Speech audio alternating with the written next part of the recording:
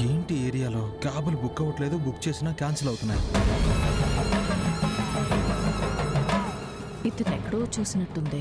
మిమ్మల్ని చూస్తుంటే నాకు ఒక అడ్వైజ్ ఇవ్వాలనిపిస్తోంది. మనది కాని దాని మీద మనసు పడ్డం మానేయండి. మనసు పడింది దక్కకపోతే మనశ్శాంతి ఉండదు.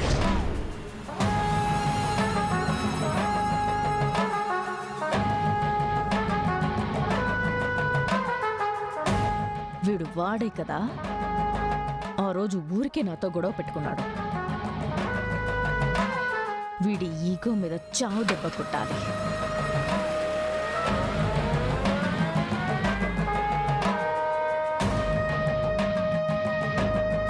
హలో, చెప్పండి. మీరు నన్ను గుర్తుపట్టలేదా? ఇది నాకు నచ్చింది. ఎంత కావాలి? 50,000 ఇస్తాను. గిఫ్ట్ షాప్లో నాతో గొడవ పడ్డారు కదా. మరి మొహం ఏంటి? ఎవరో కొత్త మనిషిని చూసినట్టు పెట్టారు. మీరేమీ నా బంధువు కాదు, ఫ్రెండు కాదు. మిమ్మల్ని చూసి నేనెందుకు నవ్వాలి? అది నిజమే. ఓకే, మీరు ఎవరికోసమో వెయిట్ చేస్తున్నట్టున్నారు. అర్జెంటుగా ఇంటికి వెళ్ళాలి.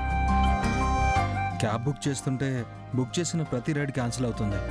ఇక్కడ ఫ్రీక్వెన్సీ కూడా చాలా తక్కువగా ఉంది. ఎక్కడికి వెళ్ళాలి? మణికొండ. నేను అట్టే వెళ్తున్నాను. ఇఫ్ యూ డోంట్ మైండ్ నేను మిమ్మల్ని డ్రాప్ చేయొచ్చా? No thanks. అర్జెంట్ అంటున్నారు. మీరు నాకెందుకు హెల్ప్ చేయాలి? తెలిసిన మనిషి అనుకోవచ్చు కదా. అనుకోను. పోనీ ఇప్పుడు తెలుసుకోవచ్చు కదా. అవసరం లేదు. మీకు క్యాబ్ అవసరం ఉంది. మీ కార్ని క్యాబ్ అనుకోమంటారా? అనుకోండి. అయితే డబ్బులు తీసుకోవాలి. మీరు మరీ ఇంత రూడ్గా ఉన్నారేంటి? దీన్ని మా ఊళ్ళో సెల్ఫ్ రెస్పెక్ట్ అంటారు. ఏదో ఒకటి అనుకోండి. రండి, డ్రాప్ చేస్తాను. డబ్బులు తీసుకుంటారుగా? తీసుకుంటాను. అయితే వస్తాను. రండి.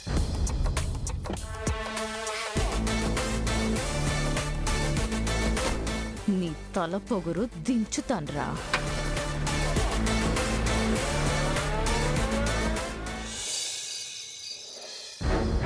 No problem Kanchana. ఈరోజు నా డౌట్స్ క్లియర్ చేసుకునే వెళ్తాను. అప్పుడు కానీ నాకు నిజమైన రెస్ట్ దొరకదు. హాయ్ మాస్టారు, మీరేంటి ఇక్కడ ఉన్నారు? ఇంటికెళ్ళి హాయిగా రెస్ట్ తీసుకోవచ్చు కదా. నేను అదే చెప్పానురా. కానీ మీ నాన్నకి తనొక్కడే రెస్ట్ తీసుకుంటే సరిపోదంట. రెస్ట్ అందరికీ కావాలి అంటున్నాడు. అంతేగా మరి. అనవసరమైనవన్నీ ఆలోచించడం వల్ల నీకు మెంటల్ ప్రెజర్, అవసరానికి మించి మోస్తున్నాను కాబట్టి నాకు మెంటల్ ప్రెజర్, కడుపుతో ఉంది కాబట్టి ఫిజికల్లీ దీపకి ప్రెజర్, ఇంకా కార్తీక్ గాడికి అయితే అంతా ప్రెజరే. ఇలా మన జీవితాలు ప్రెజర్ కుక్కర్లో బంగాళదుంపలా ఉడికిపోవడం కంటే ఉపశమనం పొందితే మంచిదని నా ఆలోచన. అందుకే నేనొకటి స్పష్టంగా చెప్పాలి అనుకుంటున్నాను. ఏంటమ్మా? నెల రోజుల్లో పెళ్లి జరగాలని పంతులు గారు చెప్పారు అన్నారు. నెల రోజుల్లో పెళ్లి చేసుకుంటానని జ్యోత్స్న కూడా అంది. అంటే నీ అగ్రిమెంట్కి ఇంకా నెల రోజులే మిగిలింది. ఆ తర్వాత నీకు విడుదలే కదా. అవునమ్మా. మరి నీ భార్యకి విడుదలెప్పుడు?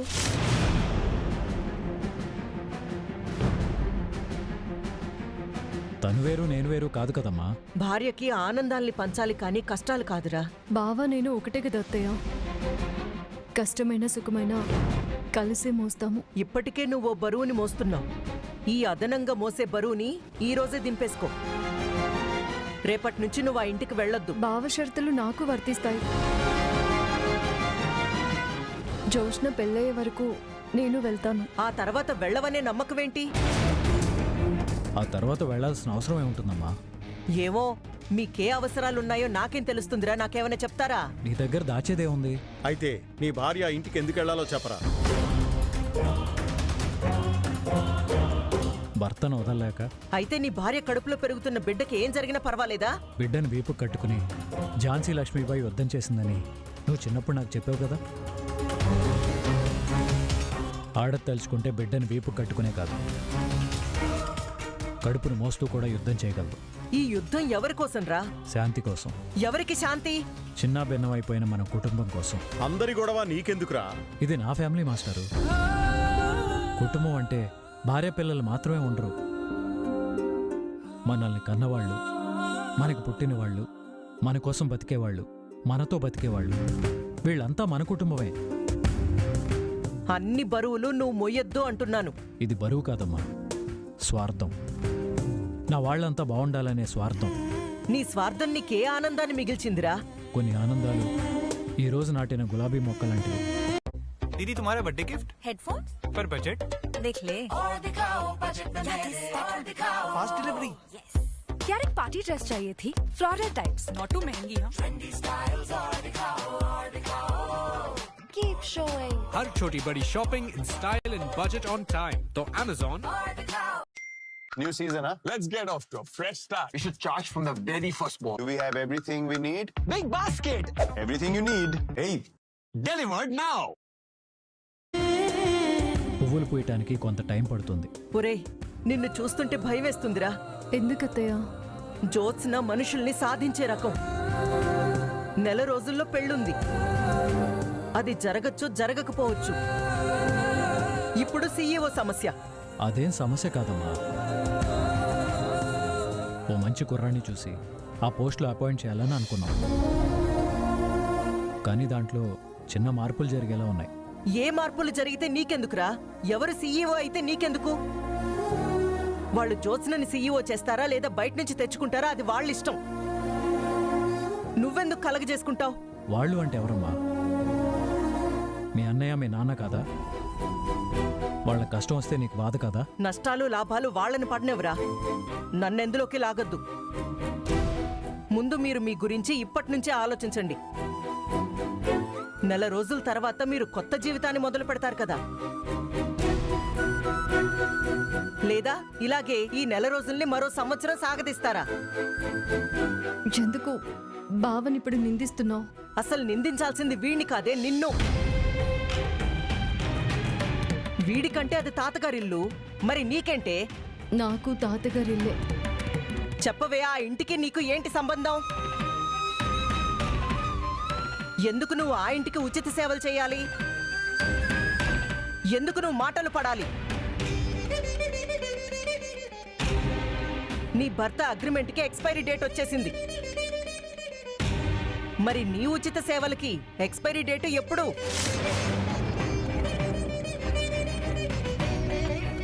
అది బావకే కాని నాకు వర్తించదని నెల తర్వాత నువ్వు ఎదురు తిరగవు కదా. మాస్టరు, నువ్వు మా అమ్మతో ఏం చెప్పావు? మీ నాన్న నాతో ఏం చెప్పలేదురా. ఆయన ఎప్పుడు మీ పార్టీయే, మీలాగే ఏ విషయం చివరి వరకు చెప్పడు. ఎవరో చెప్తే తెలుస్తాయి. ఇప్పుడు మేము ఏం దాయట్లేదని నిన్ను నమ్మించాలంటే ఏం చేయమంటావు అత్తయ్య? ఒట్టేయండి.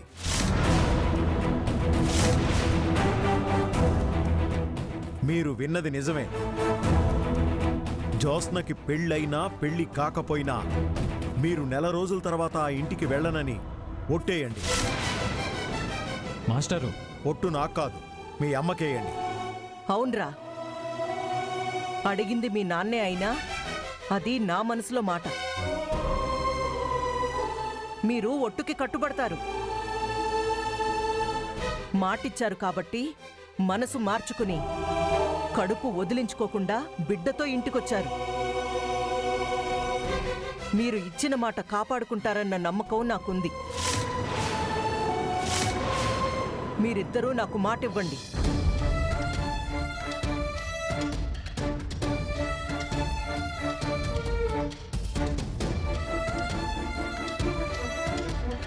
నెల రోజుల తర్వాత ఏం జరిగినా ఆ ఇంటికి వెళ్ళము అని మాటివ్వండ్రా.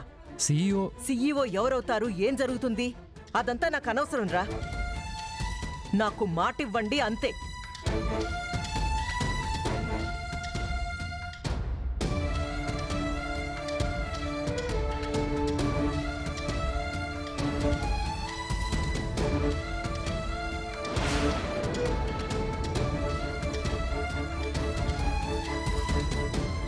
నేను మాటిస్తున్నాను అత్తయ్య.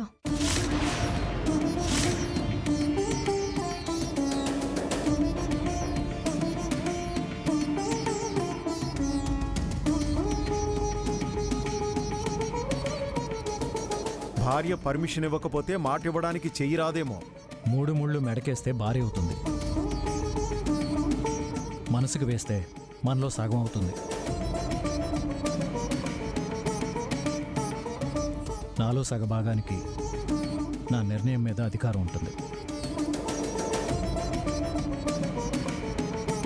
మనల్ని కన్న తల్లి మనకు దేవత అయితే మన జీవితానికి అర్థం తీసుకొచ్చే భార్య కూడా దేవతే. నా భార్యతో పాటు నేను కూడా మాటిస్తున్నాను.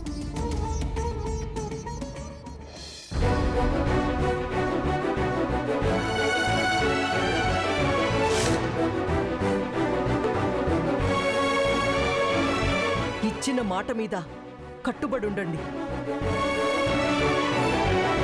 ఉంటారు అని తెలుసు. తెలిసినప్పుడు అడగడం అనుమానం అవుతుంది కాంచన. మాటిచ్చేశారుగా. నా కొడుకు మాట తప్పడు. నా కొడుకు కూడా మాట తప్పడు.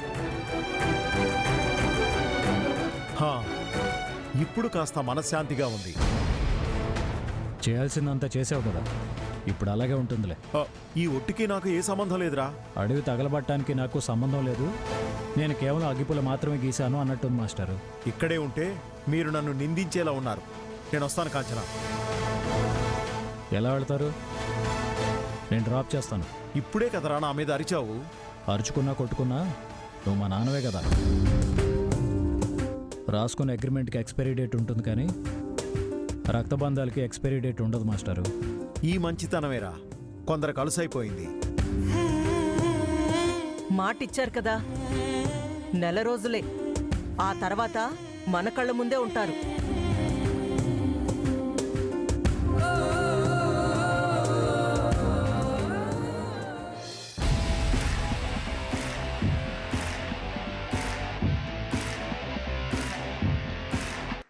థ్యాంక్స్ అండి. దేనికి? అడగకుండానే హెల్ప్ చేసినందుకు. నేనెప్పుడూ అంతే, అడగకుండానే అందరికీ హెల్ప్ చేస్తూ ఉంటాను. కాకపోతే నన్ను అందరూ అపార్థం చేసుకుంటారు. మనం మనలా ఉంటే చాలండి. ఎవరికో అర్థం కావడం కోసం మనం మారాల్సిన అవసరం లేదు. చాలా బాగా చెప్పారు. మీ పేరేంటి? Suraj. I'm Jyotsna. Oh, nice name. Jyotsna అంటే అర్థం ఏంటో తెలుసా? వెన్నెలా.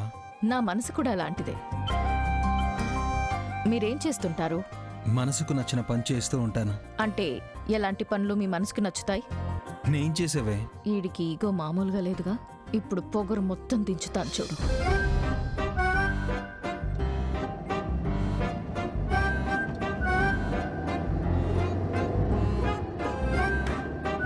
ఈ రూట్లో మణికొండలా వెళ్తారు?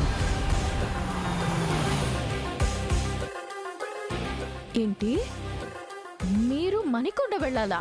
చెప్పాను కదండి. సారీ అండి, నేను ఎల్బీ నగర్ అన్నట్టు వినపడితే డ్రాప్ చేస్తానన్నాను.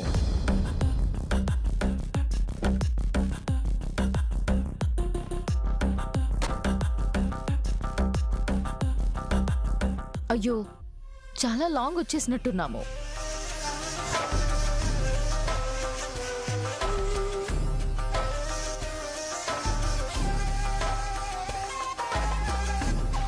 No problem. నన్ను కాస్త మెయిన్ రోడ్ దాకా వదిలిపెట్టండి. సారీ సూరజ్ గారు, నేను బ్యాక్కి వెళ్ళిపోవాలి. ఒక పని చేయండి, మీరు కాస్త నడుచుకుంటూ వెళ్ళిపోతారా? Thank you so much for your suggestion. Sorry Suraj గారు, మీరు ఇంకా లెఫ్ట్ రైట్ కొట్టుకుంటూ వెళ్ళండి. కొందరికి మాటల కంటే చేతలే మంచి గుణపాఠం నేర్పిస్తాయి. ఉంటానండి.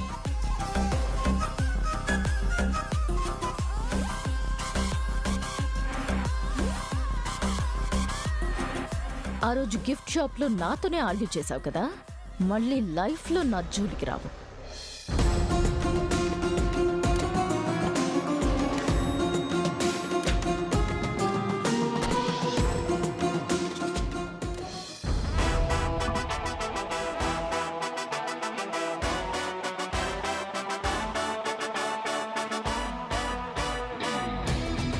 ఇదేంటి, కీస్ లేవేంటి?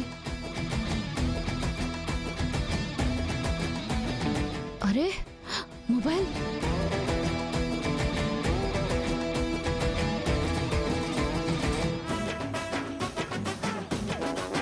మొబైల్ కూడా లేదు. వీడేమైనా తీసాడా?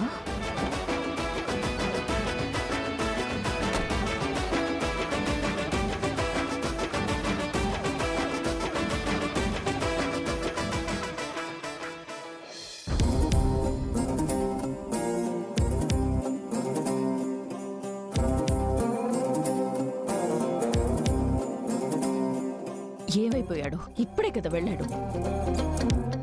ఛ! New season, huh? Let's get off to a fresh start. We should charge from the very first ball. Do we have everything we need? కొందరికి మాటల కంటే చేతులే మంచి గుణపాఠం నేర్పిస్తాయి. వాడు చివర్లో చెప్పిన డైలాగ్ అర్థం ఇదా? వాణ్ణి చీట్ చేస్తున్నానని ముందే అర్థం చేసుకుని నన్ను నేను ఫూల్ని చేసుకున్నాను. ఛ! రే సూరజ్, ఏం దెబ్బ కొట్టావురా? ఎలా వెళ్ళాలి? నేను నీకు షాక్ ఇద్దామనుకుంటే నువ్వు నాకు దిమ్మ తిరిగిపోయే షాక్ ఇచ్చావు కదరా. అయిపోయావురా. నువ్వు నాకు దొరకాలి, చచ్చావే. ఇప్పుడు నేను లెఫ్ట్ రైట్ కొట్టుకుంటూ వెళ్ళాలి. ఛ! అమ్మకి మాట ఎందుకు ఇచ్చావు? నా తల్లి క్షేమం కోసం నువ్వు ఆరాట పడుతున్నప్పుడు నీ తల్లి కోసం నేను ఆలోచించిన బావా. నువ్వు మాట ఇచ్చావనే నేను మాట ఇచ్చాను. అత్త మాట తీసుకున్నా తీసుకోకపోయినా జోష్న పెళ్లి జరుగుతుంది. కానీ అది ఎవరితో అన్నదే అర్థం కావడం లేదు. మళ్ళీ మొదలు పెట్టావా? జోష్నేమి చిన్నపిల్ల కాదు. ప్రతిసారి బావతో పెళ్లి అని ఎందుకు అంటుందో తెలుసా? ఎందుకు? అందరినీ మెంటల్గా ప్రిపేర్ చేస్తుంది. అంటే నీ చేత అగ్రిమెంట్ మీద ఎలా అయితే సంతకం పెట్టించుకుందో అలాగే నీ చేత తన మెడలో 3 ముళ్ళు వేయించుకుంటుంది. ఇంక చాలు, పడుకో. నేనేమీ సరదాగా అండలేదు బావా. సరదాగా కాకపోతే ఇలాంటి మతిలేని మాటలు ఎందుకు వస్తాయి దీపా? నేనేమన్నా చిన్నపిల్లడినా చెప్పిన ప్రతిదానికి తలుపుకుంటూ చేయడానికి? నేను కడుపుతో ఉన్నానని తెలిసి కూడా నీ భర్తతో నా మెడలో 3 ముళ్ళు వేయించుకుంటాను అని జోష్న అందంటే దాని మీద దానికి ఎంత నమ్మకం ఉండాలి? అది నమ్మకం కాదు, అత్యాస. నేను ఏదైనా చేయగలను అనే మితిమీరిన ఆత్మవిశ్వాసం.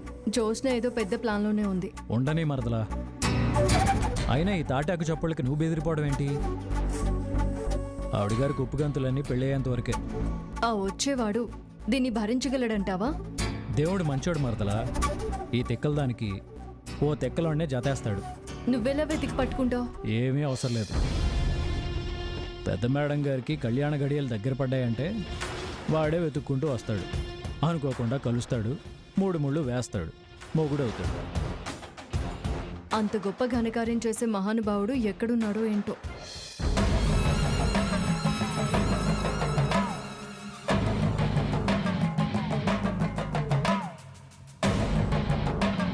రే దొంగ సచ్చినోడా, నా కార్ తాళాలు ఫోన్ దొంగతనం చేసి నన్ను రోడ్డు మీద నడిపిస్తున్నావు కదరా.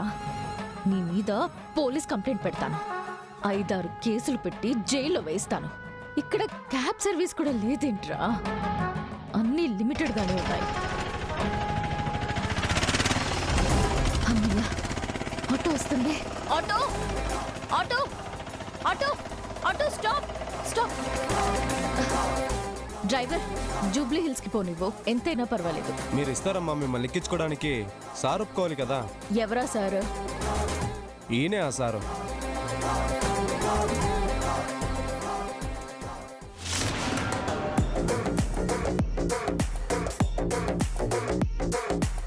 నువ్వా? ఎక్కు. నాతో ఆటలు ఆడుతున్నావా? ఎక్కుతావా వెళ్ళిపోమంటావా? రే నిన్ను. ఈ ఏరియా మంచిది కాదు. ఎక్కుతావా వెళ్ళిపోమంటావా? రే డ్రైవర్, వీడిని దింపే, నన్ను డ్రాప్ చేయి. నేను నీకు 10,000 ఇస్తాను. సారీ మేడం, సార్ నాకు కస్టమరే కాదు, తెలిసిన మనిషి కూడా. నేను సార్ని దించాను. వీడికి తల పొగుర్రా. ఆటో ఎక్కుతావా వెళ్ళిపోమంటావా? నేనెవరో తెలుసా నీకు? గిరి, ఆటో పోనీ. ఏ ఆగు ఆగు ఆగు ఆగు, నేను వస్తాను.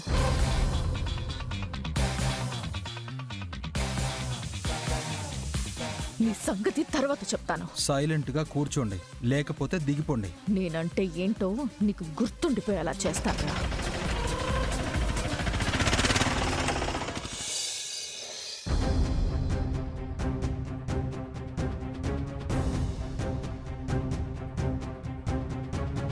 చెప్పకుండా ఎక్కడికి వెళ్ళకి అని దీనికి ఎన్నిసార్లు చెప్పినా చెవికెక్కదు. అమ్మా సుమిత్ర, ఫోన్ కలవనంత మాత్రాన జ్యోత్స్నకేదో అయిందని కాదు. ఇంతకు ముందే కదా మన మీద పగతో ఆ వైరాగాడు నా కూతురు నెత్తుకుపోయాడు.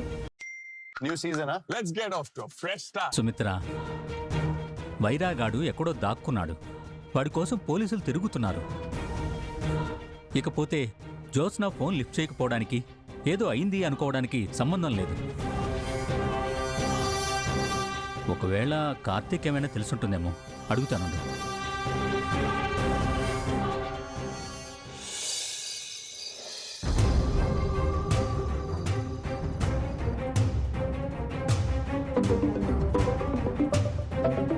ఆ ఫోన్ ఎవరో చూడు.